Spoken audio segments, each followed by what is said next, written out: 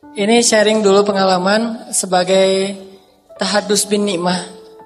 Salah satu bukti bahwa gimana kalau kita ngandelin Allah, berdoa kepada Allah dan memurnikan keyakinan kita kepada Allah, itu amazing. Tapi kalau setengah-setengah, maka Allah juga, aku tergantung bagaimana prasangka hambaku kepada ana inda dhanni abdi bi. Jadi kontraktor sejati aja. Bahkan saya pernah ngalamin ngontrak di sebuah rumah gubuk di dalam hutan. Kenapa bisa kayak gitu? Karena di rumah yang sebelumnya kita disuruh keluar, gak sanggup bayar kontrakan. Bayar kontrakannya per bulan karena gak ada duit kalau gede-gede per tahun, jadi per bulan aja. Gak sanggup bayar, akhirnya harus keluar. Dan cuma ada satu pilihan, yaitu rumah gubuk yang ada di tengah kebun, atau lebih tepatnya kayak mirip lebih ke hutan daripada kebun karena pelosok banget. Dan gubuk itu tidak ada dinding di bawah, cuma ada dinding di atas. Sehingga kalau malam kita lagi tidur tuh sering dimasukin oleh babi. Datang babi masuk ke dalam rumah, ada hewan peliharaan kita tuh bukan kucing Anggora, babi. Jadi pernah ngalamin kayak gitu juga. Kemudian juga alhamdulillah karena doa orang tua, saya sekolah dari sejak SD sudah beasiswa, gak pernah bayar uang sekolah sampai kuliah. Bahkan nikah juga beasiswa kan? Nikah aja beasiswa, gak ada modal. Terus sampai perabotan di rumah kita itu adalah perabotan hasil doa. Alhamdulillah saya beberapa kali juara musabakoh nasional dapat hadiah. Di antaranya kalau di tingkat provinsi itu dikasih hadiah sepeda. Kayak BMS gitu, dikasih sepeda yang lumayan. Saya pakai untuk sekolah. Terus juara lagi tingkat kabupaten, dikasih TV. TV yang ngasih bupati. Tingkat nasional juara lagi, dikasih lagi TV. Jadi di rumah ada 2 TV. Begitu tukang pajak, dulu kan TVRI mah pakai pajak ya. Datang ke rumah minta bayar pajak per bulan itu yang pajak TVRI. Ibu saya bilang, ini TV bukan saya beli, dikasih sama gubernur. Jadi kalau mau minta pajak, minta sama gubernur, kata ibu saya. Orang TV-nya liar. Ini gimana caranya ini bu? Ya terserah. Mau bayar pajak, saya nggak siap bayar pajak. Soalnya saya juga nggak pernah minta TV. Hampir bisa dibilang, keluarga saya yang pertama kuliah itu saya. Dari 7 bersaudara, saya anak kelima. Kalau dari saudara kandung, saya anak pertama. Dari saudara tiri itu, kalau dari ibu tuh ber7. Kalau dari ayah, banyak soalnya. Saudara saya dari ayah itu ada sekitar 19. Jadi ayah saya tuh, ibu saya adalah istri keduanya. Dan kita bertiga, ibu saya, ayah itu adalah suami keduanya. Ini unik banget nih keluarga. Karena suami pertamanya ada musibah gitu. Akhirnya nikah dengan ayah saya. Nah jadi keluarga kita tuh total sekitar 20-an. Saya nggak persisnya berapa, 20-an karena ada yang udah meninggal, saya harus ingat-ingat dulu. Dari 20-an keluarga kita, saya orang pertama yang kuliah. Keluar negeri pula, Al-Azhar, Kairo gitu loh. Itu ngandelin apa coba? Nggak mungkin ngandelin duit. Nggak mungkin ngandelin lobby, orang kita nggak punya kenalan siapa-siapa, orang yang berpengaruh, murni dari nol banget. Tapi karena mungkin bukan doa saya waktu itu masih culun gak jelas gitu, gak bisa ngedoain yang benar. Doa dari orang tua. Doa yang luar biasa akhirnya bisa ngerasain perubahan yang jelas signifikan dalam keluarga kita. Karena doa orang tua akhirnya kita bisa tinggal di rumah kontrakan tetapi udah lebih layak di komplek gitu. Rumah kontrakannya di perumahan. Kemudian udah ada telepon rumah. Pas saya ke Mesir, alhamdulillah dengan doa dari ibu saya yang bisa ngebiayain adik-adik sekolah. Adik-adik sekolah saya kirimin, tiap 3 bulan sekali saya kirimin. Sampai akhirnya saya tanya pas sudah dekat bulan Ramadan, Mak butuh apa di rumah? Ya nih bang, nih manggil saya abang gitu ya. Bang ini di rumah kita udah lama, udah dari sejak dulu pengen punya kulkas. Karena kalau bulan puasa itu suka beli es ke tetangga. Nah mama pengen punya kulkas sendiri. Oh ya berapa kulkas? Ntar mama lihat ke pasar berapa harganya. Jadi kayak banyak duit gitu, nanya berapa harganya. Terus disebutin saya kirimin. Pertama ada kulkas itu ketika saya ke Mesir. di rumah kita. Pertama ada kulkas, saya di Mesir. Dan saya dulu bercita-cita banget, pengen banget sekali-kali bawa ibu saya, ayah saya, keluarga besar itu naik mobil sendiri. Karena selama ini kita selalu naik angkot. Itu kan sederhana banget ya, bagi orang miskin tapi itu sesuatu loh.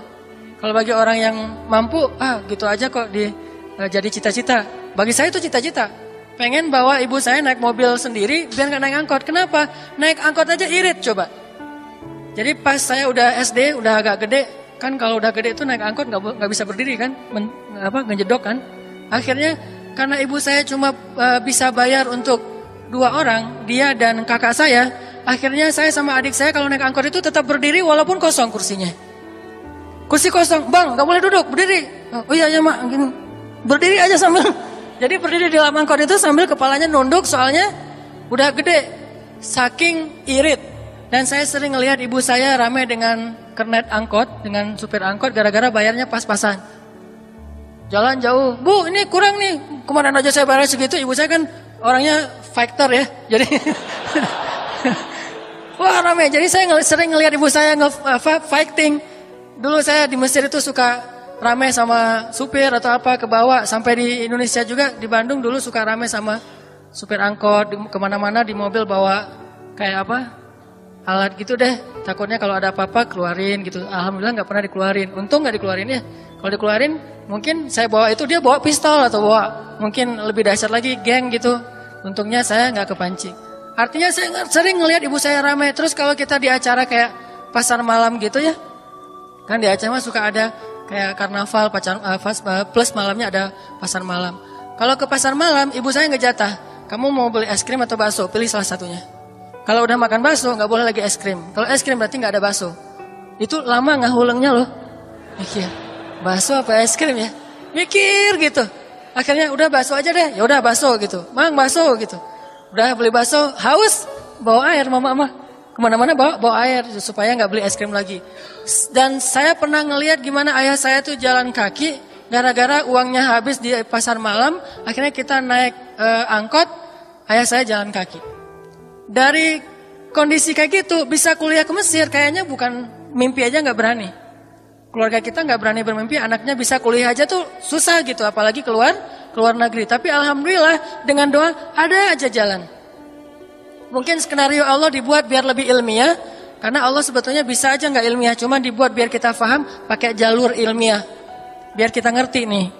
Kalau kita dikasih yang nggak ilmiah kan kadang-kadang kaget terus jadi pingsan sendiri kan, tiba-tiba dapat duit segepok gitu kan pingsan. Allah buat caranya ilmiah biar kita nggak pingsan. Ilmiahnya gimana? Dari kecil dikasih nikmat, bisa juara musabakoh, sering juara musabakoh. Pas udah sampai di Mesir, udah nggak juara lagi. Kenapa? Udah nggak butuh soalnya. Allah kasih lewat jalan yang lain. Dari juara-juara musabakoh saya bisa nabung. Alhamdulillah kita bisa beli tanah. Kemudian pas saya mau ke Mesir, tanah dijual, susah jualnya karena nggak bisa jual dalam waktu dekat. Sedangkan saya waktu itu belum dapat beasiswa di Al-Azhar. Tapi saya kekeh banget pengen ke Mesir. Saya pernah ceritakan, saya sampai hampir putus asa bilang ke Ustadz saya kayaknya gak jadi kuliah ke Mesir, di Indonesia aja. Kata Ustadz saya, kenapa? Soalnya saya gak cukup duit dan gak ada beasiswa, sampai di sana juga gak tahu gimana hidup. Ini ada kata kunci dari Ustadz saya. Ustadz saya bilang, Hanan, kamu percaya gak Allah di Indonesia dengan Allah di Mesir itu sama? Sederhana, tapi itu prinsip. Allah di Indonesia dengan Allah di Mesir sama. Ya percaya dong Ustadz, memang kenapa? Yang kasih makan kamu di Indonesia siapa? Allah. Terus kenapa kamu ragu di Mesir? Bukankah Allahnya sama? Yang beda itu negerinya, bukan Allahnya. Kalau negerinya beda, Allahnya tetap sama. Kenapa kita ragu? Minta aja sama Allah. Makanya di jamaah tabligh itu saya pernah cerita juga. Kita dilatih, dulu saya awal-awal belajar dakwah itu jamaah tabligh. Khuruz 3 hari, 40 hari. Kita dilatih mintanya ke Allah, gak boleh minta kepada makhluk. Jadi kalau kita lagi makan di talam gitu bareng-bareng, dikasih nasi, dikasih lauk gitu, pas lauknya habis, kita nggak boleh bilang, khidmat saya butuh ikan lagi di sini, nggak boleh. Allah, ikan Allah, dia dengar kasih ikan, masya Allah, Allah datangin ikan gitu. Ternyata kurang kuahnya, Allah kuah ya Allah, yang khidmatnya dengar kuah ya, dikasih kuah, masya Allah, Allah kasih kuah. Belajar minta ke Allah walaupun sebetulnya itu hanya latihan. Kata ustaz saya, Allah di Indonesia dengan Mesir sama, jadi kenapa kamu ragu? Minta aja sama pemilik Indonesia dan Mesir. Itu cuma dua negara yang berbeda tapi pemiliknya sama. Sama kayak kita pindah ke Bandung tetap dengan jaminan dari ayah kita akan ngirimin. Kalau kita tinggal di kampung misalnya, ayah kita nafkahin, tinggal ke Bandung juga ayah kita nafkahin. Terus masalahnya apa? Dan ayah kita kaya lagi, jadi nggak ada masalah buat dia berapapun yang kita butuhkan. Yang masalah kalau ayah kita udah nggak mau nafkahin. Mulai sekarang kalau kamu keluar dari Banda Aceh, kamu bukan anak saya lagi, itu baru masalah tuh. Tapi kalau, nak nggak apa-apa kamu ke Mesir, nak nggak apa-apa kamu ke Jakarta, ke Bandung, terserah kamu. Ayah akan nafkahin seberapapun yang kamu butuhkan, kan aman tuh. Karena ayahnya sama. Tapi kalau ayahnya udah beda, ayahnya berubah gitu. Kenapa ayahnya beda? Ternyata ada broken home gitu. Ayahnya cerai sama ibu kita, terus ayahnya hilang aja, nggak tahu kemana, nggak mau lagi menafkahi. Nah, ini baru kita bikin galau tuh. Jadi ustaz saya bilang sederhana, Allahnya sama. Kalau kamu di sini bisa makan, di sana juga bisa makan. Oh gitu ustaz. Kamu di sini punya keluarga nggak? Punya. Kenapa di Mesir tidak punya keluarga? Bukankah Allahnya sama yang mendatangkan keluarga untukmu? Alam yajidka yatiman fa'awa. Gitu kan ayatnya? Alam yajidka yatiman fa'awa wa wajadaka dhallan fahada wa wajadaka ailan fa'aghna. Ya Muhammad, kenapa kamu khawatir? Bukankah dulu kamu itu anak yatim, lalu aku beri kepadamu keluarga? Dulu kamu itu adalah orang yang bingung, tidak tahu kemana arah untuk hidup, aku beri kamu petunjuk. Dulu kamu dalam keadaan tidak punya apa-apa, aku berikan segalanya. Diberikan istri yang solehah dan kaya raya. Alam yajidka yatiman fa'awa, wa wajadaka dhallan fahada, wa wajadaka ailan fa'aghna. Lalu kenapa kamu ragu? Itu buat saya mantap. Oh gitu ya, ternyata modalnya bukan duit, tapi Allah. Kalau mau minta bukan kepada makhluk, tapi minta kepada Allah. Makhluk hanya cara buat Allah untuk supaya kita faham. Kalau dikasih nggak lewat makhluk, takutnya kita nggak ngerti, malah jadi suzon. Tiba-tiba dapat duit banyak, kita malah nggak bersyukur kepada Allah karena nggak ngerti dari mana asalnya. Akhirnya Allah buat ilmiah. Saya punya duit cuma 10 juta, dan itu habis untuk biaya travel, untuk biaya tiket. Tapi karena saya punya Allah, ya udah, saya beli tiket ke Medan, naik Malaysia Airlines dari Medan ke Kuala Lumpur Beirut Lebanon, dari Beirut ke Kairo, naik pesawat Malaysia. Biayanya kurang lebih 10 juta. Dan saya nggak bawa uang sama sekali, 0. Tapi saya punya yang maha kaya, berangkat nih. Di Malaysia Airlines dikasih makan, wah nih makan semuanya. Sampai di Kuala Lumpur, di bandara Kuala Lumpur, semalaman kita muter-muter aja nggak makan. Saya sama teman-teman saya sebetulnya punya duit, cuma dia nggak enak kalau makan, saya nggak ikut. Akhirnya dia ikut lapar gara-gara saya. Kita makan yuk. Baru aja tadi makan di pesawat, ntar lagi juga di pesawat dikasih makan. Saya bilang gitu, padahal saya nggak bawa duit. Ya udah deh, kita tunggu aja di pesawat. Akhirnya namanya juga mahasiswa kan irit nih.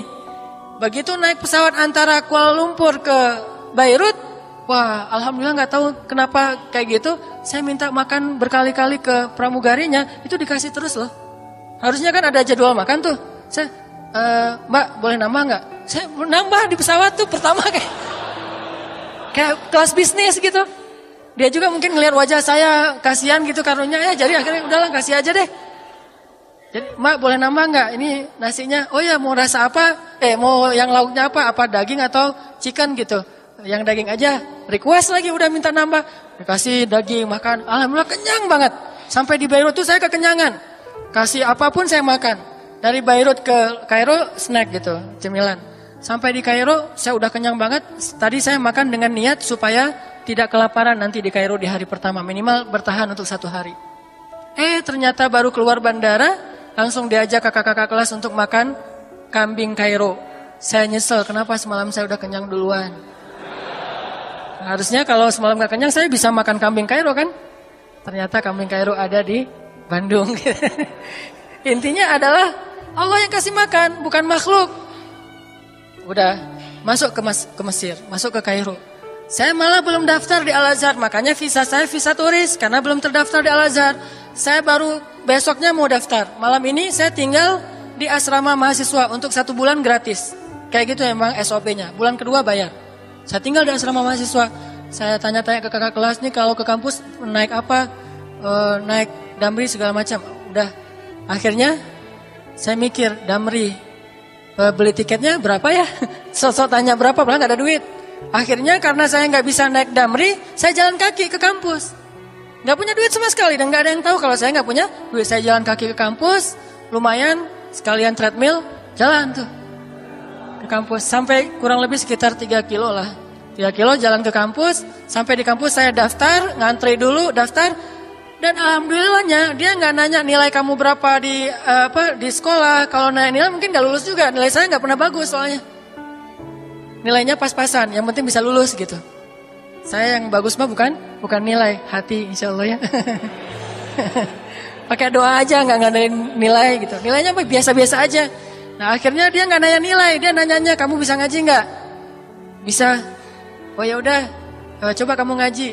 Saya ngaji, pas saya ngaji sebaik mungkin yang saya bisa. Alhamdulillah dia baper nih yang dengerin saya ngaji. Dia nangis tiba-tiba, saya juga heran, kenapa nih orang nangis? Alhamdulillah ternyata kena di hati dia. Masya Allah kata dia. Jarang ada orang Indonesia yang ngaji buat saya terkesan. Wah, Masya Allah kamu masuk aja. Langsung ditanda tangan oleh TU, oleh juru yang ngetesnya. Bisa masuk ke Al-Azhar. Dan begitu masuk saya langsung dikasih prioritas untuk dapat beasiswa. Padahal cuma ngaji doang. Kayak gitu skenario Allah. Coba kalau saya mau ngetes ini kamu dulu matematika. Aduh Al-Azhar ada matematikanya. Tentu gak dites matematika dan gak mungkin juga. Soalnya Al-Azhar bukan Oxford gitu. Akhirnya saya disuruh ngaji, alhamdulillah lulus ngaji, kasih prioritas dapat beasiswa. Bulan kedua langsung cair beasiswanya. Bulan pertama kan masih makan ditanggung Persatuan Mahasiswa Indonesia Kairo. Langsung cair beasiswa dan waktu itu saya biar nggak tahu nih takutnya nggak dapat walaupun udah jadi prioritas takutnya nggak dapat, saya ngetes beasiswa di beberapa tempat. Ada yang di Badan Wakaf, ada yang di Al-Azhar, ada di lembaga apa. Ternyata saya dapat beasiswa 3 tempat. Teman-teman yang datangnya mengandalkan orang tua, gak dapat beasiswa sama sekali, tetap dikirimin tiap bulan oleh orang tuanya. Saya 3 tempat beasiswanya, makanya saya punya rumah 3. 1 asrama, karena kalau dapat beasiswa wajib masuk asrama.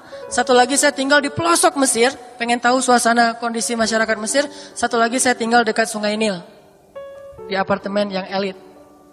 Gak tahu diri ya. Kalau lagi ujian kan saya sering bilang kalau lagi ujian saya nggak mau tidur di apartemen, saya tidurnya di hotel, makannya di kafe. Sehari makan di kafe 3 kali. Tapi bukan mengandalkan beasiswa. Alhamdulillah setelah 1 tahun di Mesir saya jadi menguasai daerah itu. Saya bikin bisnis-bisnis, usaha-usaha kecil.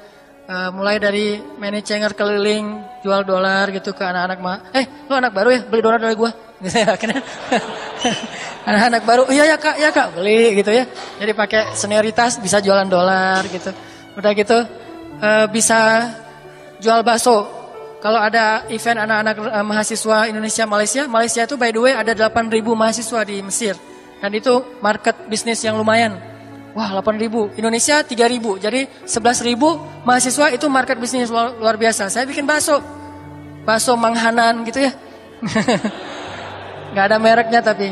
Yang bikin bukan saya, teman saya. Saya gak bisa apa-apa, cuma bisa jualan. Teman saya bikin bakso, saya jualin. Dan saya jualnya pakai mood. Kalau orangnya kayaknya nih keren nih, saya kasih banyak. Kalau orangnya kayaknya ngeselin, saya kasih sedikit.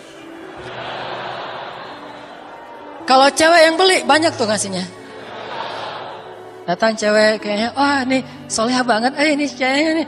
Siapa tahu bisa jadi gitu kan.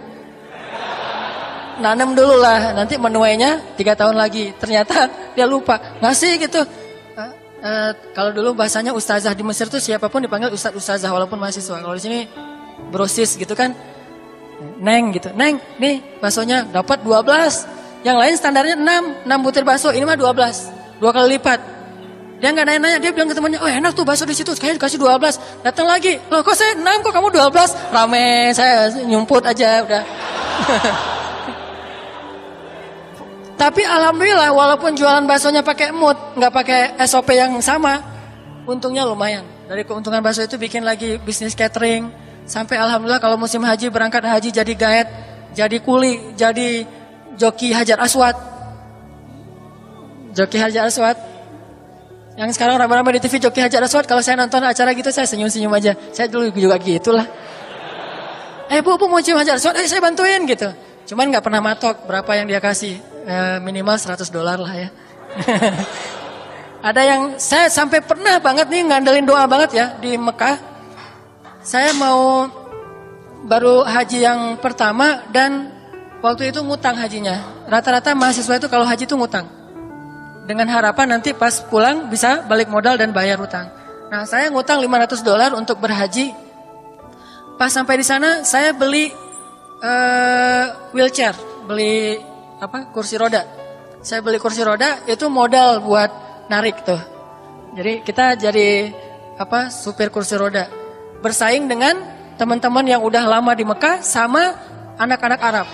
Beli kursi roda, saya muter-muter aja di dekat Ka'bah, kok nggak ada yang sakit ya, nggak ada yang cacat gitu, nggak ada yang lemah. Kalau musim haji kan banyak orang sakit, tapi waktu itu hajinya tuh haji fit banget nih. Aduh, kok nggak ada yang sakit.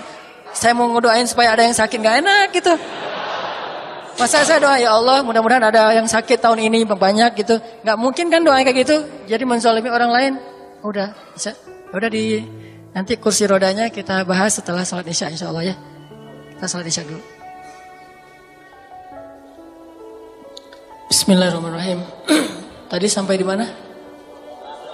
Oh, kursi roda, wheelchair. Ini sharing dulu pengalaman sebagai tahadus bin nikmah. Salah satu bukti bahwa gimana kalau kita ngandelin Allah, berdoa kepada Allah dan memurnikan keyakinan kita kepada Allah, itu amazing. Tapi kalau setengah-setengah, maka Allah juga, aku tergantung bagaimana prasangka hambaku kepada ana inda dhanni abdi bi. Jadi saya ngutang dulu $500 buat haji dengan target nanti bisa nutupin dengan sedikit ada kerjaan di Saudi. Saya beli kursi roda, muter-muter dekat Ka'bah gitu, nyari-nyari orang yang sakit. Jadi kayak ikan hiu nyari mangsa gitu. Kalau ada yang kira-kira jalannya, Bu, capek mau saya dorongin gitu. Jadi ternyata, oh enggak apa-apa deh, masih kuat kok. Oh ya Bu, enggak apa-apa. Udah jalan terus. Sampai akhirnya udah 3 hari saya muter-muter, saya belum dapat orang sakit, belum dapat pasien. Udah 3 hari. Dan 3 hari itu saya hanya minum air zam-zam saja. Minumnya air zam-zam dan alhamdulillah itu keajaiban air zam-zam itu minum tapi bisa ngenyengin, nggak harus makan. Saya tidur di masjid, bawa baju nggak terlalu banyak. Begitu nanti pengen mandi di toilet Masjidil Haram di bawah yang bagus. Saya mandi terus naik lagi ke atas tidur, minum air zam-zam terus saya kayak gitu selama 3 hari. Setelah 3 hari saya terus berharap nggak mungkin lah Allah membiarkan saya kayak gini. Saya yakin aja sama Allah. Cuman kalau misalnya Allah belum mengabulkan di hari pertama, kedua dan ketiga, mungkin memang Allah pengen lihat kesabaran saya. Wah, bangga aja Allah lihat kesabaran saya. Insya Allah saya sabar nih. Hari keempat alhamdulillah dari kejauhan saya ngelihat ada ibu-ibu sama anak gadis, bukan sakit, kayak bingung gitu arahnya nih kemana nih, kayak orang kesasar. Kan di Mekah mah banyak orang kesasar.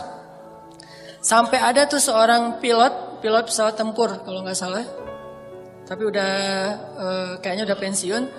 Beliau pernah kesasar di Mekah, terus kita tolongin, kita arahin ke maktab namanya, ke asrama beliau, ke hotel. Beliau bilang gini, Dek, Masya Allah ya, Subhanallah, benar kita nggak boleh sombong ya kalau di sini, kata beliau. Kenapa Pak? Saya itu nggak mau ikut rombongan, saya mau jalan sendiri. Padahal ini haji pertama buat saya.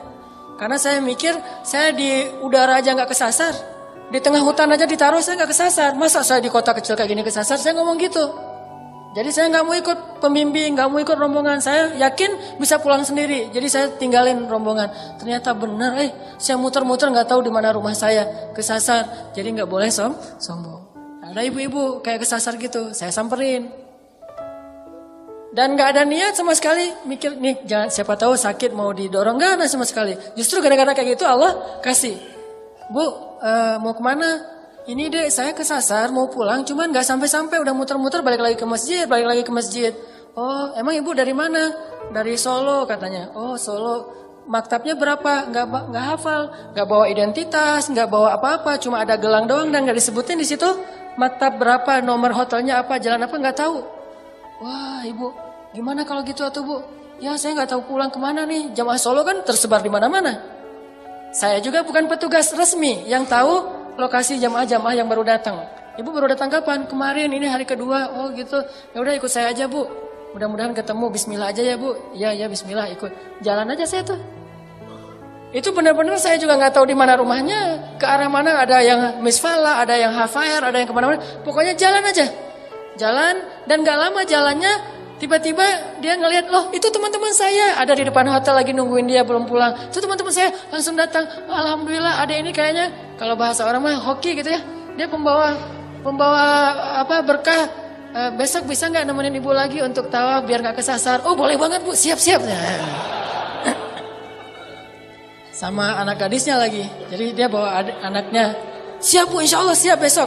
Besok saya udah selesai subuh langsung. Sebelum subuh udah di situ. Untuk sholat subuh. Jadi saya tahajud langsung ke situ. Setiap di depan asramanya. Ada yang kemarin. Iya bu. Kayak wajah-wajah baik gitu kan. Terus saya bawa ke Mekah, kita tawaf bareng, sa'i bareng, tawaf bareng terus itikaf. Saya karena belajar di Al-Azhar, dia nanya saya kayak gitu.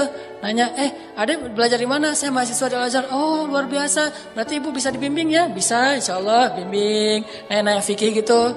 Kalau saya nggak tahu, oh nanti saya baca dulu ya bu. Saya pulang dulu baca, yang kemarin ditanya besok dijawab. Pokoknya dibimbing sampai selesai. Alhamdulillah ternyata dari situ saya bukan cuma dapat ibu itu. Dapat satu rombongan, coba luar biasa. Ini rahmat dari Allah ya. Ibu itu mah nggak ngasih job apa-apa, tapi rombongannya begitu habis Arafah, kemudian setelah wukuf itu kan ada yang ke Mina motong hewan kurban. Itu satu rombongan yang motong hewan kurban saya. Itu dikasih sama ketua rombongan. Dek, bisa nggak nolongin kita untuk motong hewan kurban? Oh bisa pak. Sama ada yang dam juga, yang hajinya tamat itu kan harus bayar dam. Akhirnya saya pergi ke tempat pemotongan hewan kurban, makanya saya tahu tentang gimana motong hewan kurban onta itu kayak gimana. Akhirnya saya datang sana tawar-menawar dengan pemilik hewan kurbannya, sekitar berapa puluh ekor. Balik lagi, dari situ alhamdulillah saya bisa beli kulkas, biayain adik-adik sekolah segala macam. Itu luar biasa. Dan kita nggak ngasih harga yang terlalu tinggi, standar di sana aja, dan udah ada deal-dealan biasa dengan orang yang punya peternakan. Alhamdulillah dari situ saya bisa jual lagi kursi roda, balik modal, terus pulang ke Kairo. Nih, alhamdulillah bisa bertahan 1 tahun ke depan. Makanya 1 tahun ke depan jadi nggak ada bisnis. Udah direkap pas lagi haji. Jadi setahun saya santai-santai aja, sehari makan di restoran 3 kali. Sarapan restoran, ini restoran lagi, alhamdulillah. Dan itu bukti bahwa kalau misalnya kita ngadain Allah tuh luar biasa. Saya pernah juga haji backpacker. Kalau pas lagi di Mina, tidurnya di trotoar dekat tempat pelemparan jemarat, tidur di situ. Pas lagi di Arafah, kita tidur juga di jalan. Makanya, alhamdulillah, saya waktu itu banyak bersyukur karena dibantu oleh Bin Laden. Tapi bukan Usama ya. Keluarga Bin Laden. Di Mekah itu Bin Laden ini salah satu perusahaan besar di Arab Saudi yang paling dermawan untuk memberikan khidmat kepada jamaah haji. Jadi dia punya kayak satu kontainer gede gitu, isinya apa? Daging yang udah matang, udah dimasak, dilempar-lemparin. Rata-rata yang dapat bantuan kayak gitu tuh jamaah dari Afrika sama India. Cuma kita doang yang paling putih di situ. Orang Indonesia paling putih karena semuanya orang Afrika. Kita ikut bareng, lemparin, dapat 2 bungkus daging onta gitu. Daging onta kan bagus banget untuk kesehatan dan energi ya.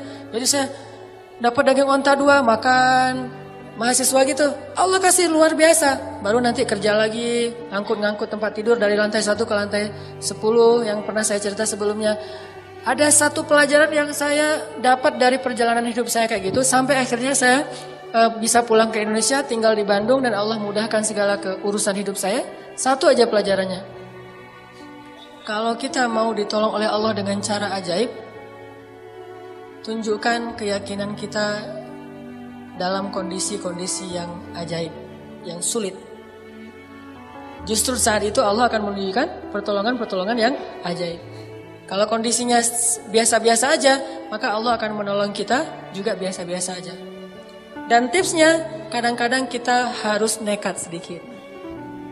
Karena hanya dengan sedikit nekat, kita bisa belajar tawakal. Kalau semuanya harus dihitung logis, kapan kita akan belajar tawakal? Ini kayaknya kurang logis nih. Memang kita butuh hitung-hitungan logis, ilmiah butuh. Cuman sedikit nekat itu dibutuhkan juga. Harus dikombin nih. Logika, iman, nekat. Logika, hitung-hitungan ilmiah. Iman, yang penting kita melakukannya tidak melanggar syariat. Nekat, disitulah bab tawakal.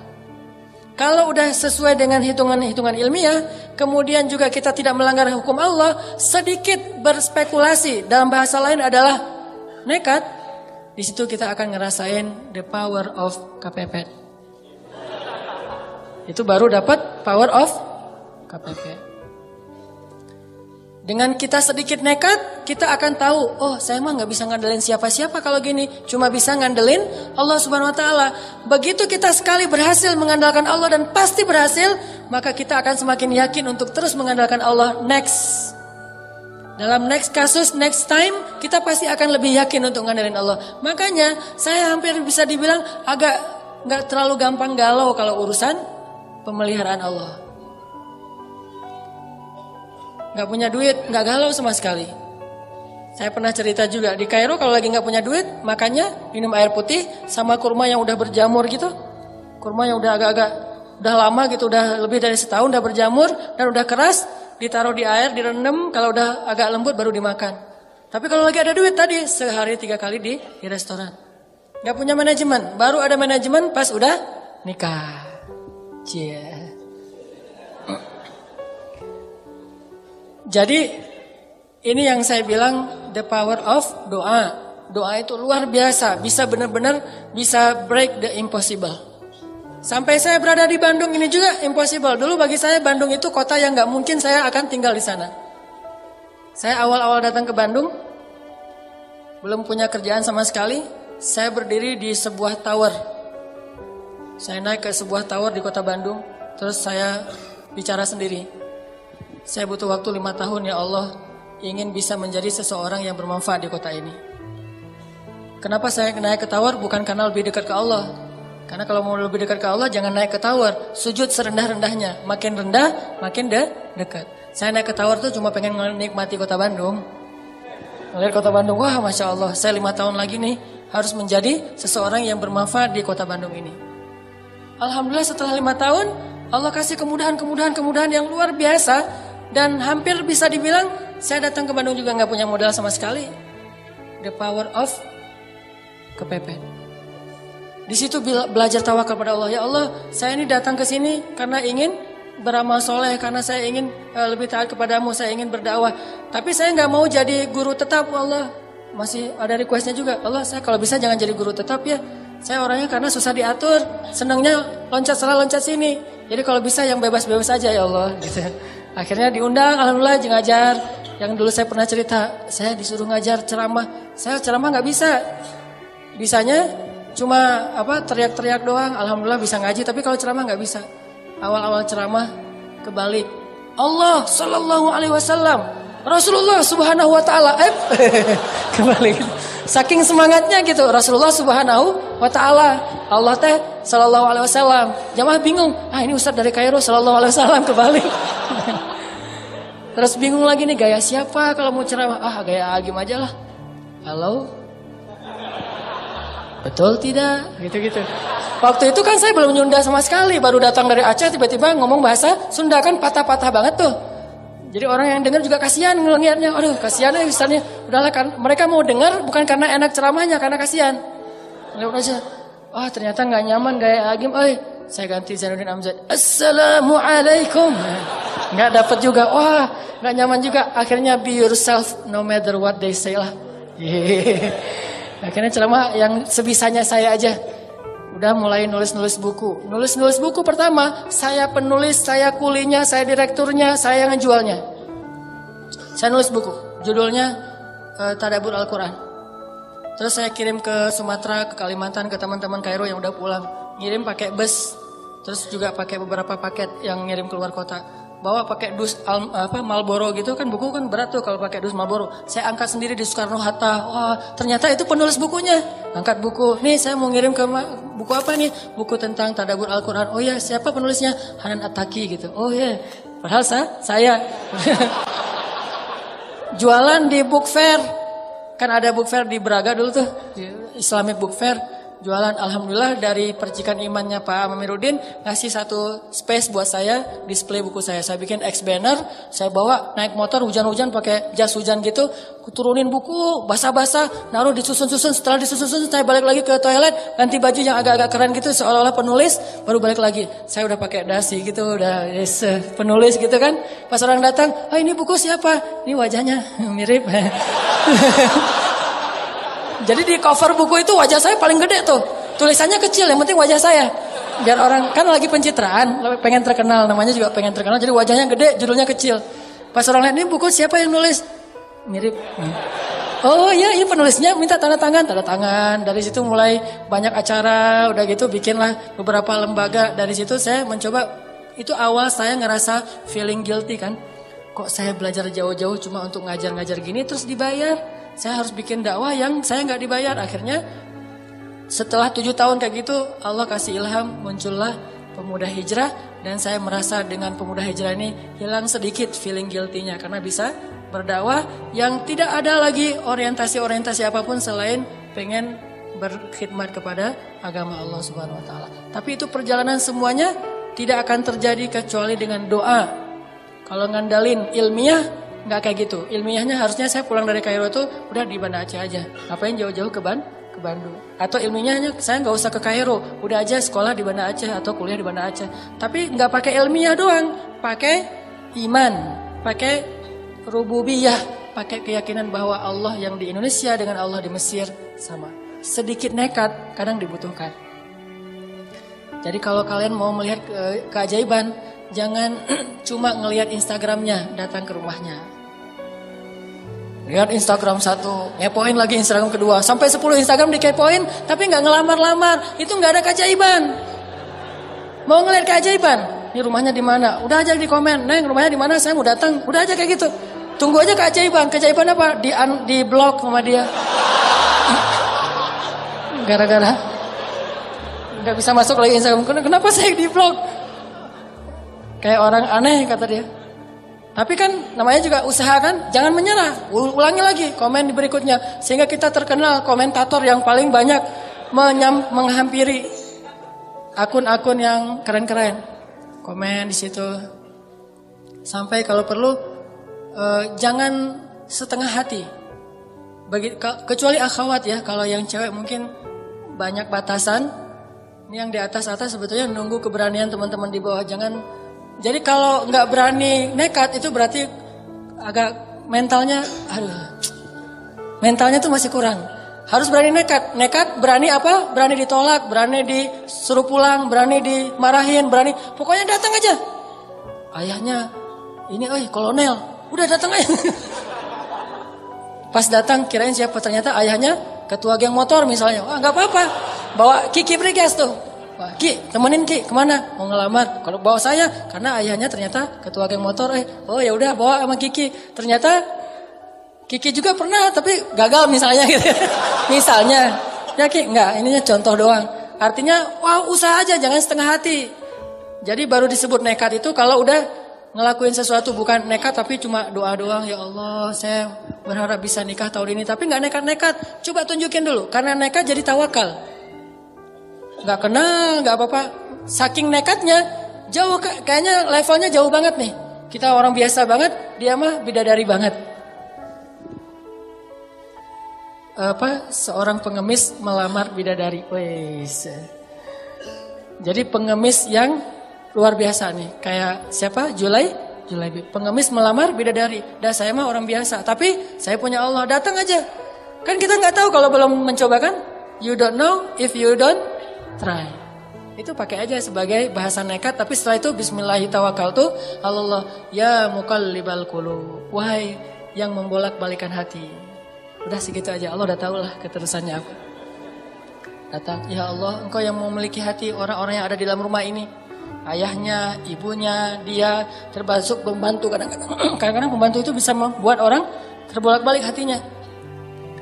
Ayahnya masih bingung gitu, ibunya masih mikir-mikir, si Nengnya juga masih mikir-mikir. Pembantunya yang wah semangat. Pembantunya bilang, Neng, ibu teh udah sering ketemu anak laki-laki, tapi ini beda Neng. Pembantunya tuh cerewet, tapi cerewet yang positif. Ternyata si pembantunya tadi dibeliin cuangki sama kita. Ikhtiar yang maksimal. Pembantu juga bisa dimanfaatin. Karena saya pernah memanfaatkan pembantu. Dan itu berhasil. Ikhtiarnya yang maksimal. Kita nggak akan tahu kalau kita belum mencoba. Doa terus ikhtiar. Ikhtiarnya tadi bawa cuangki, bawa nasi pecel kasih ke pembantu. Bu, dari mana? Saya dari Surabaya. Oh, saya bawain rawon buat ibu gitu ya. Bawain rawon. Masya Allah, ini anak baik banget. Dia akan bisa mempengaruhi keputusan yang ada di dalam rumah itu. Keputusan paling penting bisa dipengaruhi oleh suara seorang pembantu rumah tangga gara-gara sebungkus rawon. Itu ikhtiar dulu. Jangan udah belum apa-apa, saya mah kayaknya enggak ini. Laksanakan aja dulu. Ikhtiar kerja juga gitu, harus sedikit nekat. Karena dulu saya pernah bisnis beberapa usaha kecil-kecilan, bukan bisnis, usaha. Bisnis mah kayak gaya usaha lah. Usaha kecil-kecilan, bikin kayak cabang-cabang kios pulsa gitu. Itu berawal juga dengan kenekatan. Pokoknya saya mau bikin itu aja, jual beli mobil second juga dengan kenekatan. Properti kecil-kecilan cuma beli satu, benerin terus jual lagi. Semuanya lewat nekat, tapi tawakal sama Allah. Yang penting jangan bikin Allah kecewa. Itu aja. Kalau kita nggak bikin Allah kecewa, kita masih tetap bisa ngandelin Allah. Begitu kita ngecewain Allah, nggak bisa ngandelin apapun. Kalau kita mengandalkan Allah, maka Allah akan menggunakan segalanya untuk kebaikan kita. Kalau kita nggak bisa mengandalkan Allah, maka kita kehilangan segalanya. Sehingga ulama bilang, siapa yang mendapatkan Allah, dia mendapatkan segalanya. Siapa yang kehilangan Allah, dia kehilangan segalanya. Minta sama Allah. Wa idza sa'alaka 'ibadi anni fa inni qarib. Allah itu dekat sama hambanya. Ujibu da'watad da'i idza da'an. Aku mengijabah setiap permintaan orang-orang yang meminta kepadaku. Minta sama Allah. Ini semangat, motivasi untuk berdoa dan berikhtiar dengan bumbu sedikit nekat. Baru kita akan melihat keajaiban. Banyak sekali dari pengalaman hidup saya itu nekat memang bikin keajaiban. Tapi dengan tawakal. Baru kita mengerti arti tawakal kalau kita udah agak sedikit nekat.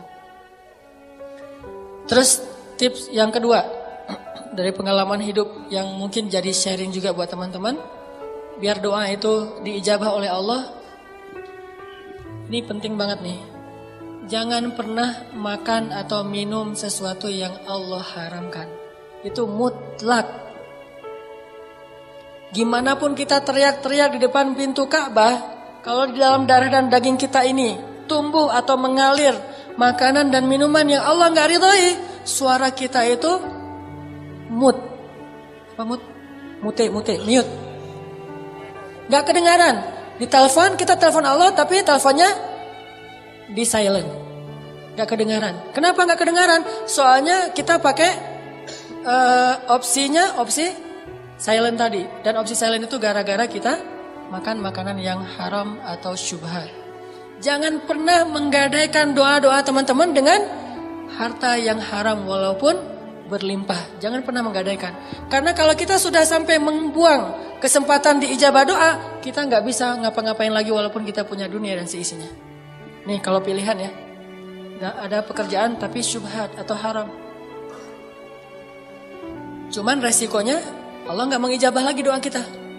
Atau kita gak mengambil pekerjaan itu, cuman gak dapat keuntungan besar, tapi Allah mengijabah doa-doa kita. Kalau saya sangat yakin gak perlu istikharah, akan memilih yang penting Allah mengijabah doa saya. Urusan yang lain terserah.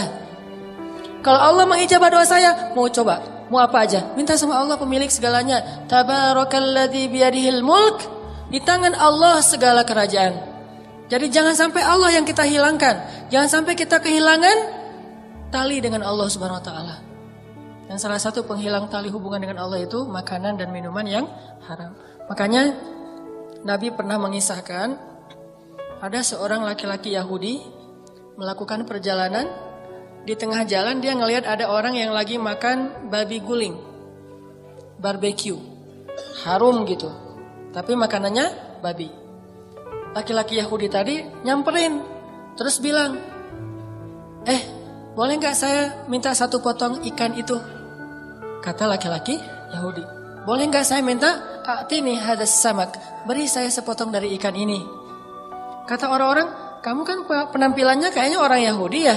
Ya, bukankah orang Yahudi itu dilarang makan babi? Emang, terus kenapa kamu minta makanan ini? Kata dia, yang minta babi siapa? Kan saya minta ikan, kata orang Yahudi. Tapi nunjuknya ke arah babi. Itu namanya hilah. Mencari-cari celah untuk mengubah hukum yang haram menjadi halal. Salah satunya dengan mengganti nama. Makanya Nabi bilang di dalam hadis, ada juga di Riyadhus Shalihin, janganlah kalian menamai khamar dengan karom. Karom itu mulia artinya, namanya keren. Jadi khamar itu tetap khamar, jangan dikasih nama yang keren-keren. Harganya 2 juta. Dari Itali. Keren lagi namanya tuh. Terus packagingnya bagus banget. Jangan, kata Allah, kata Nabi. Kenapa? Karena itu akan mengubah sesuatu yang haram menjadi sesuatu yang disukai, diminati, bangga orang dengannya. Sehingga dilarang menamakan sesuatu yang haram dengan nama yang baik. Begitu juga mengubah namanya menjadi nama seolah-olah dia halal. Orang Yahudi ini ngasih nama babi dengan kalimat samak, ikan. A'tini hadas samak, beri saya ikan ini. Kata orang-orang, ini kan gak boleh untuk kamu orang Yahudi. Emang saya minta babi, saya kan minta ikan. Tapi nunjuknya ke arah babi. Akhirnya gak mau berdebat, dikasihlah sepotong makanan babi. Dia minum, dia makan, kemudian dia minum khamar. Udah selesai itu dia jalan. Jalan, dia jatuh di tengah perjalanan karena mabuk. Kemudian untanya hilang. Untanya membawa semua bekal-bekal dia. Terlunta-luntalah dia di tengah padang pasir. Ketika dia sadar, dia gak punya apa-apa lagi. Waktu itu kemudian dia duduk, lalu dia berdoa kepada Allah, Rabbi. Sampai di situ aja, Nabi kemudian ngasih komen terhadap hadisnya. Jadi Nabi yang menyampaikan ceritanya, kemudian Nabi komen. Apa komen Nabi? Makaluhu haram, malbasuhu haram, mashrabuhu haram, fa anna yustajabu lidzalik? Makanannya haram, minumannya haram. Kemudian tempat tinggal pakaiannya haram. Bagaimana Allah akan mengijabah doa dia? Sehingga laki-laki itu mati di tengah padang pasir dalam keadaan terlunta-lunta. Datang lagi seorang sahabat namanya Sa'ad bin Abi Waqqas, datang kepada Rasulullah, ya Rasulullah, doakanlah saya supaya Allah mengijabah doa-doa saya. Karena saya berdoa itu Allah belum mengijabah saja. Saya mohon tawassul dari engkau ya Rasul, dengan wasilahmu semoga Allah mengijabah doa saya. Kata Nabi, ya Sa'ad, atib mat'amak, wahai Sa'ad, bersihkanlah makananmu dari yang haram. Lalu Sa'ad kemudian membalikan semua keuntungan-keuntungan ribanya, dan dia tidak mau lagi makan riba sebagai seorang rentenir. Kemudian akhirnya dia berdoa lagi, dan sejak saat itu Sa'ad terkenal sebagai seorang ahli diijabah dalam doa, karena meninggalkan usaha-usaha yang tidak Allah ridhoi. Jadi kalau mau melihat keajaiban dalam doa, jangan pernah masukkan makanan dan minuman yang haram ke dalam tubuh kita. Mending kita lapar daripada kita memakan sesuatu yang Allah haramkan. Kecuali darurat. Kalau darurat boleh. Kan kaidah fikihnya ad-darurah tubihul mahzurah. Yang darurat itu membolehkan yang tidak boleh. Kita kelaparan di tengah hutan, gak ada makanan kecuali, maaf tadi babi misalnya, maka boleh kita makan babi. Tapi jangan digulai, di sate, di segala macam. Ada yang di dendeng gitu ya, disimpan. Ada yang sampai dikalengin. Buat apa? Buat nanti kalau lapar lagi. Enggak, makan darurat itu hanya untuk menghilangkan rasa lapar yang sangat. Kalau udah hilang rasa lapar yang sangat, udah agak nyaman, udah tinggalkan itu. Begitu juga dalam urusan yang lain. Kalau kita darurat banget, boleh menggunakan harta yang haram, tapi sebatas menghilangkan unsur darurat kita saja. Anak sakit, gak punya uang sama sekali, minjam ke teman-teman gak ada yang bisa nolong. Akhirnya terpaksa kita menggunakan sistem-sistem yang Allah gak ridhoi. Tapi sebatas untuk bisa membiayai pengobatan anak. Jangan ngutangnya 1 miliar, padahal pengobatannya 10 juta. Kenapa ada 990 jutaan?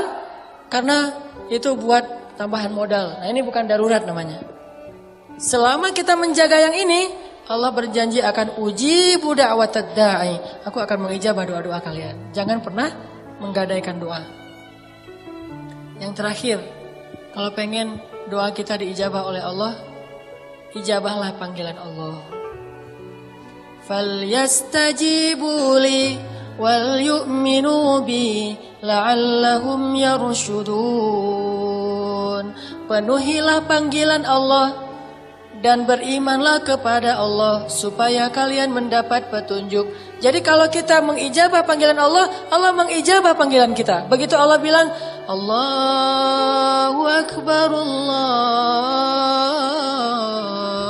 Akbar, labbaika ya Rabbi. Ngomongnya gitu. Labbaika ya Rabbi, aku penuhi panggilanmu ya Allah. Datang buru-buru, wudhu langsung datang ke masjid. Nanti begitu kita bilang, Allah ya Allah, labbaika ya abdi. Ada apa wahai hambaku? Allah buru-buru datang kepada kita. Seperti kita buru-buru datang kepada Allah, seperti itu juga Allah buru-buru datang kepada kita. Seperti kita berleha-leha atau menunda-nunda waktu untuk datang kepada Allah, seperti itu juga Allah menunda-nunda waktu untuk datang kepada kita ketika kita panggil. Ana inda dhanni abdi bi. Aku tergantung di mana hambaku. Fadhkuruni adzkurkum. Ingatlah aku ingat kalian. Jadi jangan salahin Allah kalau doa kita belum diijabah juga. Mungkin kita ketika Allah panggil juga nggak gitu-gitu amat. Sehingga Allah juga akan mengimbangi gimana perlakuan kita kepada Allah. Kenapa kayak gitu? Biar dengan cara kayak gitu kita menjadi lebih taat kepada Allah. Sebetulnya nggak ngimbangin sih. Allah tetap Rahman dan Rahim, cuman dalam bab itu doang. Di sisi yang lain, Allah tuh ngasih nikmat kepada kita tuh nggak ngelihat kita soleh apa enggak. Terus aja dikasih nikmat kan? Kita membangkang ke Allah tetap dikasih hidup, dikasih bahagia, dikasih nafas dan seterusnya, tetap dikasih nikmat. Cuman dalam bab doa aja Allah mau ngimbangin kita. Jadi Allah tetap nggak akan zalim sama hambanya. Cuman dalam bab itu Allah nggak mau, kecuali melihat kita sungguh-sungguh pada Allah. Begitu dengar, kadang-kadang, apalagi kadang-kadang kita datang ke masjidnya belum azan. Datang ke masjid untuk sholat subuh jam 11 malam. Udah langsung datang. Ngapain kamu jam 11 malam ke masjid? Pengen sholat subuh.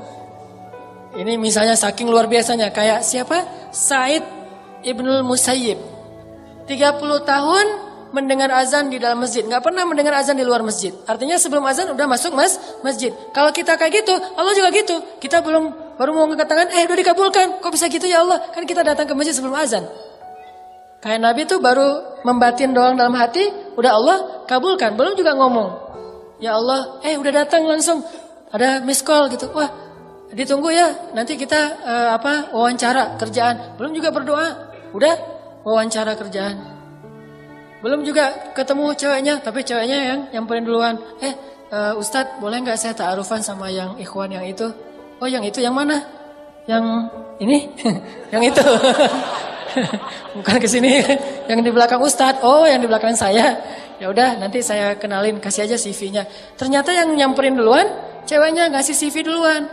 Ini karena kita duluan datang kepada Allah sebelum Allah panggil. Udah sekali, begitu juga yang akhwat. Begitu Allah katakan, wahai hamba-hambaku, atau katakanlah kepada perempuan, tutuplah aurat-aurat mereka. Kalau kita ijabah panggilan Allah, Allah juga akan mengijabah panggilan kita. Sedikit nekat supaya belajar tawakal. Kemudian yang kedua, jangan campuri daging dan darah kita dengan makanan yang haram. Yang ketiga, ijabahlah panggilan Allah sehingga Allah mengijabah panggilan kita. Kalau udah bisa kayak gini, insya Allah teman-teman mudah dalam hidup. Mau kerjaan mudah, mau sekolah mudah, mau nikah mudah, mau punya anak mudah. Ya Allah, ya Rabbi, ya Ilahi. Andalkan Allah, jangan andalkan makhluk. Walaupun mustahil sekalipun, jangan kita membatasi yakin kita kepada Allah hanya dengan kata-kata mungkin dan mustahil. Kalau gitu Allah hanya akan ngasih kepada kita hal-hal yang mungkin. Kalau kita masih yakin kepada Allah terhadap hal yang mustahil, Allah ngasih kepada kita yang impossible. Tergantung gimana kita. Saya yakin kepada Allah akan Maha Penyembuh kalau sakitnya cuma flu. Minum obat flu atau obat sakit kepala. Allah fa'idha maritu fahuwa yashfin. Kalau saya sakit Allah Maha Penyembuh. Allah sembuhkan. Tapi begitu sakitnya parah, kita gak yakin lagi sama Allah. Yakin kepada makhluk. Padahal makhluk mah gak boleh kita yakini. Hanya boleh kita ikhtiar. Ke dokter itu babnya ikhtiar, bukan bab iman. Gak boleh beriman kepada dokter, beriman kepada obat. Tapi ikhtiarnya kepada dokter dan obat sesuai dengan tuntunan Allah.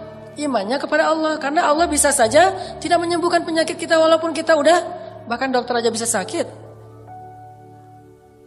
Apalagi yakin kepada penggandaan uang. Sampai ada salah satu driver Grab kalau nggak salah ngomong,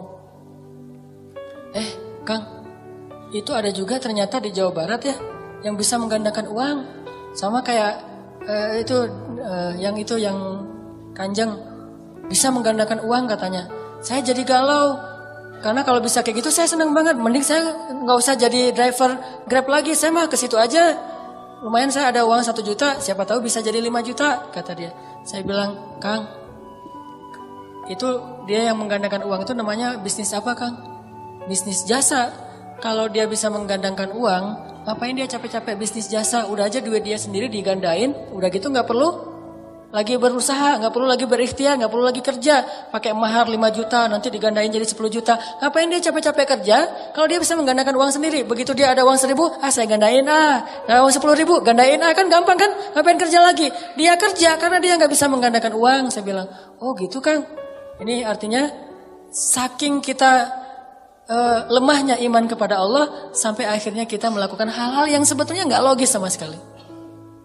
Kalau kita yakin Allah bisa menggandakan uang, kayak kita yakin kepada sosok yang bisa menggandakan uang di dunia, harusnya kita datang ke Allah lebih sering. Ya, kenapa ada orang yang sangat terpelajar, educated, sampai doktor, terpengaruh juga dengan isu-isu kayak gini. Dia bawa berapa puluh miliar supaya digandain, akhirnya nggak balik sama sekali, kecuali sedikit. Kenapa kita nggak datang kepada Allah? Allah, saya pengen digandain nih duitnya, saya kasih deh untuk Palestina 1 juta.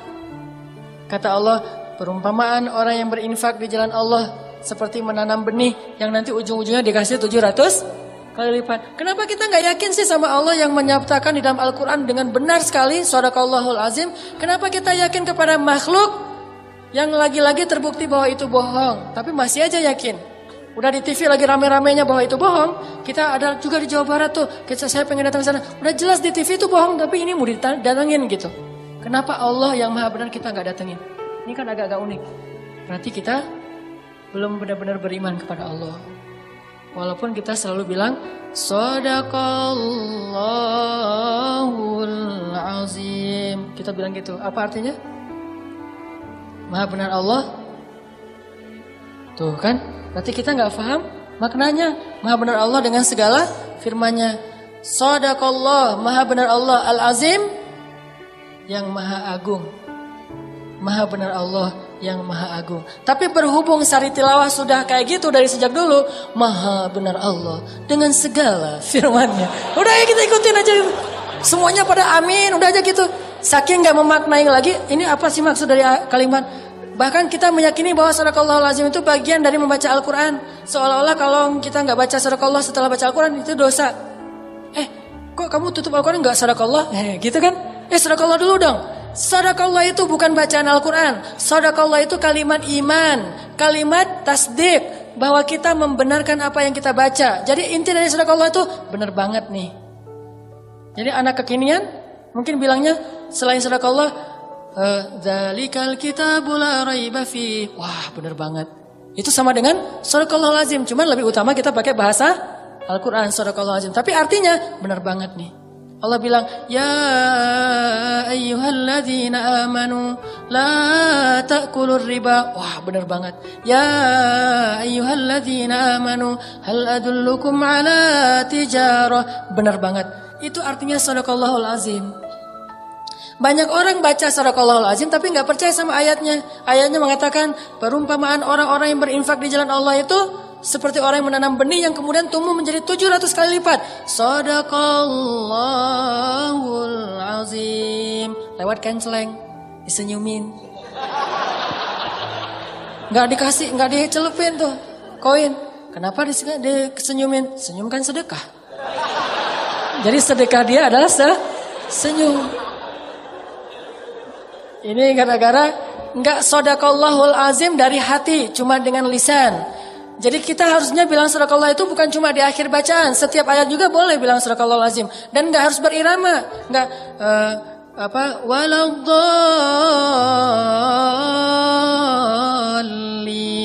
sadaqallah. Nggak harus gitu. Kalau orang Arab baca sodaqallahul azim mah ulaika ala hudam min rabbihim wa ulaika humul muflihun. Sadaqallahul azim. Gitu. Itu kalimat pembenaran dari kita. Ini benar banget, ini benar banget. Akhirnya kita percaya. Apa yang Allah bilang benar banget, gak ada yang salah. Rasulullah bilang, wa sadaqar rasul. Rasulullah benar. Sadaqallahu wa rasuluh. Benarlah Allah dan Rasulnya. Hadza ma wa'adana Allah. Ini yang dijanjikan Allah dan sadaqallahu wa rasuluh. Tapi kalau sadaqallah cuma ritual, begitu kita ikut musabaqah lupa sadaqallah gak jadi juara. Soalnya lupa sadaqallah. Itu pengalaman di musabaqah. Sampai lebih parah lagi kalau kita di musabaqah saking gak paham, kita pakai irama ngaji itu pakai irama musik orang Mesir. Namanya Ummu Kulsum. Itu kalau di Indonesia mirip seperti penyanyi pop Indonesia yang lagi ngehit. Misalnya sebutlah Agnes Monica. Agnes namanya? Agnes ya, Agnes Monica. Maaf ya, saya mah gak pernah ngepoin yang gitu-gitu. Si Agnes Monica kan lagi ngehit tuh untuk cewek-cewek. Nah, Agnes Monica untuk Mesir namanya Ummu Kulsum, Umi Kalsum. Saya ngaji nih di Indonesia. Gitu ya. Oh kok bagus ngajinya Hanan. Ya ini pakai iramanya Umi Kalsum. Karena saya nggak tahu kalau Umi Kalsum itu iramanya lagu-lagu pop biasa. Ya Habibi, saya nyanyiin di dalam masjid. Artinya wahai kekasihku. Tapi nyanyinya di dalam masjid. Ifrah ya albi, berbahagialah wahai kekasihku.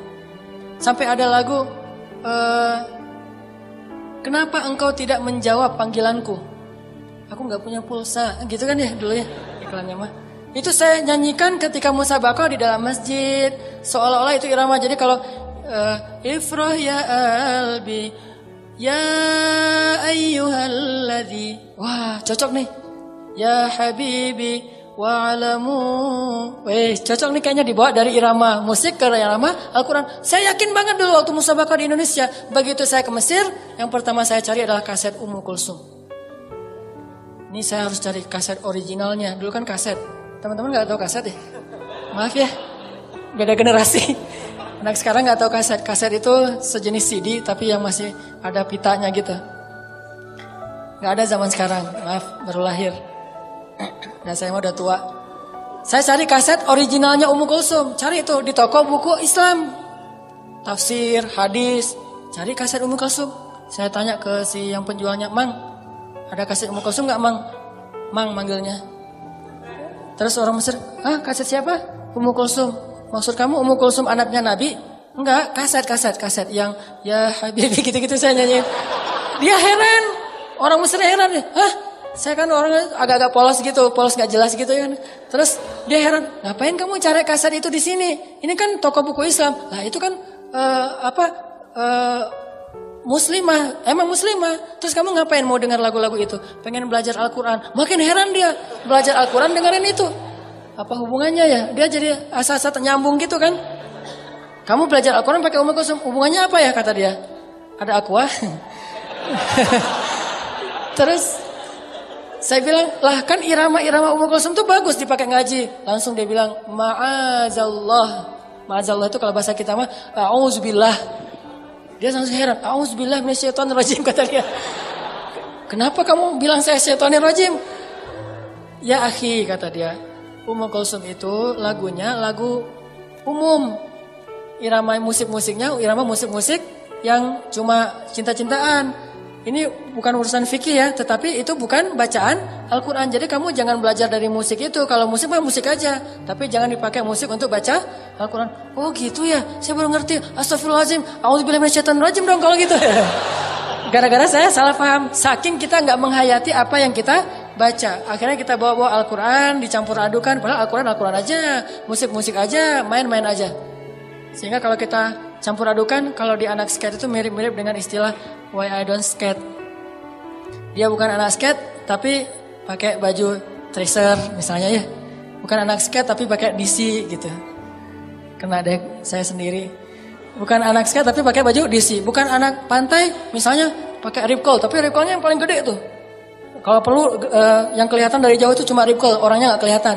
Saking pengen diakui sebagai anak pantai, anak Quicksilver, anak kalau skate mah mungkin anak DC, atau kalau anak basket sebutlah mungkin Nike gitu-gitu. Karena dia memaksakan ini, kalau ternyata bukan kayak gini cara belajar Al-Quran. Baru saya kemudian belajar Al-Qurannya dengan tadabbur, dengan hati. Ternyata baca Al-Quran yang paling tepat itu dengan hati, bukan dengan irama. Irama gimana pun suara kita bagus, kalau nggak dari hati nggak kena.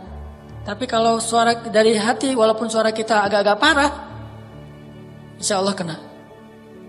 Kena orang nggak jadi kena di hati orang insya Allah ya. Jadi Shadaqallahul Azim itu membenarkan. Kita sering bilang Shadaqallahul Azim, tapi ayatnya kita nggak beriman, sehingga kita nggak mengamalkan, nggak berdoa dengan ayat itu. Berarti Shadaqallahul Azim kita cuma di lisan saja. Yakin, saya yakin insya Allah, kalaupun nggak dibilang 100%, tapi saya sangat yakin yang membuat saya sampai tidak perlu galau lagi. Kalau ada masalah, saya bisa bilang ke Allah. Sebagaimana kata Umar, wahai diriku, kalau kamu punya masalah jangan bilang ya Allah saya punya masalah besar, tapi bilang wahai masalah saya punya Allah yang maha besar. Serahkan kepada Allah. La tahzan, innallaha ma'ana. Ya Allah pengen nikah, ya Allah pengen rezeki, ya Allah pengen kerjaan, ya Allah pengen anak, ya Allah pengen apapun yang kebaikan-kebaikan, ya Allah, bukan yang lainnya. Kayak iklan TV kabel ya. Ya Allah, bukan yang lain. Mudah-mudahan bermanfaat. Telat nih. Oke, kita tutup dengan sama-sama berdoa kepada Allah. Malam ini kita mau doa apa? Mas, doa cincin? Ya udah, doa cincin ya. Doa menyematkan cincin dan mengatakan akad dengan lancar, jangan pakai baca teks. Dan saya selalu menitipkan kepada teman-teman, jangan melupakan doa untuk saudara-saudara kita di Palestina, di Suriah, karena kita nggak bisa nolong mereka banyak. Setidaknya kita jangan juga udah nggak nolong, nggak doain pula. Plus yang pasti kita ngedoain bangsa kita Indonesia. Mudah-mudahan dianugerahkan kepada kita pemimpin-pemimpin yang beriman, yang soleh, dan juga diberikan kemakmuran kepada bangsa Indonesia, supaya orang-orang yang sakit mampu berobat, orang-orang yang miskin bisa menyekolahkan anak-anak mereka. Allah berikan kepada kita pemimpin yang adil, rakyat yang sabar. Mudah-mudahan Allah berikan baldatun thayyibatun wa rabbun ghafur. A'udzu billahi minasyaitonir rajim. Bismillahirrahmanirrahim. Alhamdulillahi rabbil alamin. Ar-Rahmanir Rahim. Maliki yaumiddin. Iyyaka na'budu wa iyyaka nasta'in. Iyyaka na'budu wa iyyaka nasta'in. Iyyaka na'budu wa iyyaka nasta'in. Iyyaka na'budu wa iyyaka nasta'in. Ihdinas siratal mustaqim. Siratal ladzina an'amta 'alaihim ghairil maghdubi 'alaihim waladdallin. Ihdinas siratal mustaqim. Ihdinas siratal mustaqim. Siratal ladzina an'amta 'alaihim minan nabiyyin was-siddiqin wasyuhada'i was-salihin. صراط الذين أنعمت عليهم من النبيين والصديقين والشهداء والصالحين اهدنا الصراط المستقيم يا هادي اهدنا الصراط المستقيم يا مقلب القلوب يا مقلب القلوب يا مقلب القلوب يا مقلب القلوب ثبت قلوبنا يا الله ثبت قلوبنا على دينك يا مصرف القلوب صرف قلوبنا إلى طاعتك اللهم اهد شباب المسلمين اللهم اهد شباب إندونيسيا اللهم اهد شباب إندونيسيا اللهم اجعلهم من الصالحين اللهم اغفر لهم ذنوبهم وتقبل منهم توبتهم يا غفار يا غفار يا تواب تب علينا يا تواب تب علينا توبة نصوحا يا الله يا أرحم الراحمين Engkaulah yang menggenggam hati setiap hamba-Mu ya Allah. Kami serahkan hati kami untuk berada di dalam genggaman dan kasih sayang-Mu ya Allah. Jangan biarkan hati kami digenggam oleh hawa nafsu dan syaitan ya Allah. Genggam eratlah hati kami ya Allah. Dan jagalah ia sampai akhir hayat kami ya Allah. Tanpa Engkau, hati kami akan terbolak-balik antara kebatilan dan kemungkaran ya Allah. Kami takut. Mungkin hari ini kami sering ke masjid, senang kepada taklim, bergaul dengan orang-orang yang soleh, orang-orang yang baik. Tetapi jika Engkau tidak menggenggam hati kami, justru di akhir hayat itu, mungkin bisa saja hati kami condong kepada kebatilan, condong kepada kemusyrikan, condong kepada kemungkaran, sehingga matilah kami dalam keadaan su'ul khatimah. Kami berlindung kepadamu dari su'ul khatimah ya Allah. Genggamlah hati kami, senantiasa dalam ketaatan sampai akhir hayat kami ya Allah. Kami merasakan hati kami, kadang iman bertambah, kadang iman turun. Kadang iman naik, kadang iman turun. Kadang iman bertambah, kadang berkurang. Kadang iman kami dalam keadaan kuat, kadang iman kami dalam keadaan lemah. Setiap hari kami merasakan naik turunnya iman. Jika kami tidak menyerahkan hati kami kepadamu, siapa yang bisa menolong kami ya Allah? Betapa ruginya kami ya Allah, jika sepanjang hidup kami beramal solih, malam hari kami tahajud, setiap hari kami ke masjid, siang hari kami berpuasa, dengan harta kami bersedekah, sepanjang hidup kami beramal solih. Tetapi jika akhir hayat kami syirik, di akhir hayat kami su'ul khatimah, maka sia-sialah semua kebaikan-kebaikan kami sepanjang hidup kami ya Allah. Karena yang menjamin seseorang itu adalah akhir hayatnya, baik dan buruknya. Jika akhir hayat seseorang baik, walaupun sepanjang hidupnya dia berbuat buruk, maka Engkau akan mengampuninya dan memasukkannya ke surga. Jika akhir hayatnya buruk, walaupun sepanjang hidupnya beramal solih, maka gugurlah segala amal-amalannya dan menjadi penghuni neraka. Kami berlindung kepadamu dari su'ul khatimah ya Allah. Sebagaimana Engkau memberi hidayah kepada kami sepanjang hidup kami, terutama sejak kami hijrah, maka berilah juga hidayah kepada kami di akhir hayat kami ya Allah. Jadikanlah sebaik-baik hari kami adalah hari ketika bertemu denganmu ya Allah. Dan jadikanlah sebaik-baik amal kami adalah amalan yang terakhir ya Allah. Ya Arhamar Rahimin, berilah petunjukmu kepada pemuda-pemuda Indonesia. Berilah petunjukmu kepada pemuda-pemuda Indonesia. Berilah petunjukmu kepada pemuda-pemuda Bandung. Jadikanlah anak-anak muda Indonesia, terutama anak-anak muda Bandung sebagai ashabul kahfi. Anak-anak muda yang yakin kepadamu ya Allah. Anak-anak muda yang berserah diri kepadamu ya Allah. Halalkan hubungan mereka ya Allah. Pertemukan mereka dengan bidadari-bidadari mereka ya Allah. Pertemukan pemudi-pemudi kami dengan imam-imam mereka yang solih ya Allah.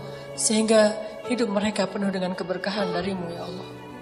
Ya Arhamar Rahimin, menangkanlah Islam di atas pundak anak-anak muda yang beriman ya Allah. Wariskanlah bumi ini kepada hamba-hambamu yang beriman.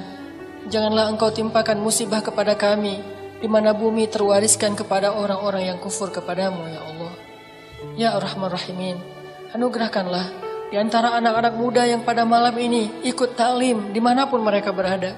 Anak-anak muda yang rajin ke masjid, anugerahkanlah, jadikanlah mereka sebagai pemimpin-pemimpin Indonesia di masa yang akan datang ya Allah. Jadikanlah mereka sebagai pengayom-pengayom umat di masa yang akan datang ya Allah. Jadikanlah mereka sebagai pembela-pembela kaum muslimin di masa yang akan datang ya Allah. Jauhkanlah mereka dari sifat munafik yang justru menyerang dan menghujat kaum muslimin dan agamanya. Rabbana atina fid dunya hasanah wa fil akhirati hasanah wa qina adzabannar. Subhanakallahumma wa bihamdika asyhadu an la ilaha illa anta astaghfiruka wa atubu ilaik. Assalamualaikum warahmatullahi wabarakatuh.